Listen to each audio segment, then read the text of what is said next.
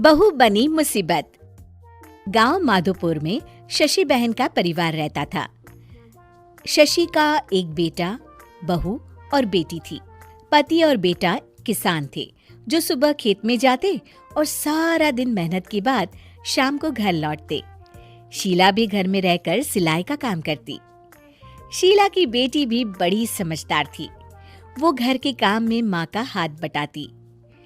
लेकिन बहू का हाल निराला था। वो काम कम और मिन मेक ज्यादा निकालती, जिससे शशि और उसकी बेटी काफी परेशान रहते। एक दिन, माँ ये क्या है? ओहो, जितना बोलो लेकिन आप लोगों को तो कुछ समझ में ही नहीं आता। भाभी क्या हुआ? और माँ अभी सिलाई कर रही हैं, उन्हें बार बार मत उठाइए। मुझे बताइए हुआ क्या है?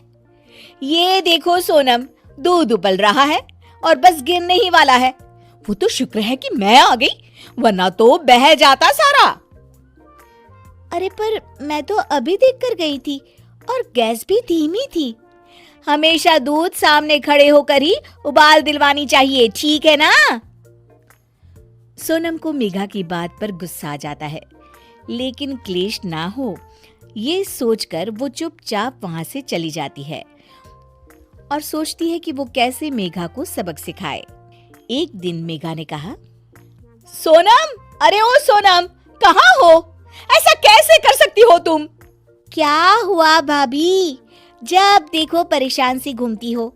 खुश रहा करो भाभी, इससे ना स्किन ग्लो करती है। सोनम, फेस तो मेरा वैसे भी ग्लो करता है, देखो। और कितनी गुणी भी हूं मैं। तुम्हें तो शादी करके दूसरे घर जाना है। देखो जरा, देखो अपने कमरे का हाल देखो, सारा संतरे का छिलका जमीन पर फैला है। अरे ससुराल में ऐसे ही रहोगी क्या?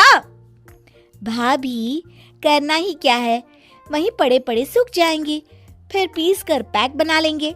आप भी ना भाभी, चिल करो। मेघा गुस्से से वहां से निकल जाती है।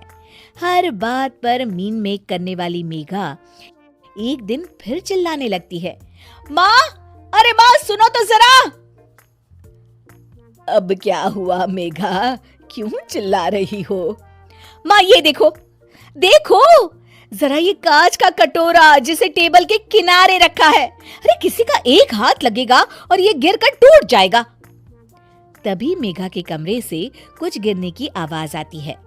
वो भागकर कमरे में जाती है, जहां उसके पीछे शशि भी आ जाती है। मेघा के कमरे में उसका शीशा गिर जाता है। लगता है बहू, तुमने अपना शीशा कोने में रखा होगा, तभी गिर गया। जरा दूसरों को सीख देने से पहले खुद भी अमल कर लिया करो। वहीं कमरे में पर्दे के पीछे छिपी सोनम हंस रही होती है। मेघा काफी परेशान रहती है कि उसके साथ ये क्या हो रहा है। वो सोचती है कि कैसे वो अपनी सास और ननद के सामने खुद को होशियार साबित करे। एक दिन मेघा सोनम से कहती है, सोनम, आज ना मैं तुम लोगों को चाइनीज बनाकर खिलाती हूँ। देखना मैं कितना अच्छा खाना बना लेती हूँ। फिर तुम भी ना ससुराल जाकर वैसा ही खाना बनाना और सबका दिल जीत लेना। मेघा किचन में जाती है। घर पर आज सभी मौजूद हैं, तो वो लोग भी मेघा के हाथ के खाने का इंतजार करते हैं। किचन में मेघा ढेर सारा चाउमीन बनाती है और हर किसी की प्लेट में डालकर सबको दे देती है। अचानक उसका पति हिमांशु बोल उठता है, क्या है ये, कितना गंदा बना है, छी। मेघा की शक्ल रोनी सी हो जाती है कि तभी सोनम बोल पड़ती है, ओहो भाभी, ये क्या बनाया है? ऐसा बनाऊंगी मैं ससुराल में जाकर, तो वो लोग तो पक्का मुझे भगा देंगे ऐसा खाना खाकर। पूरा घर हंसने लगता है। तभी मेघा की सास कहती है, कोई बात नहीं बहू, कभी कभी ऐसा हो जाता है, पर हाँ, दूसरों को सीख देने से पहले खुद का सही होना सबसे ज्यादा जरूरी होता है।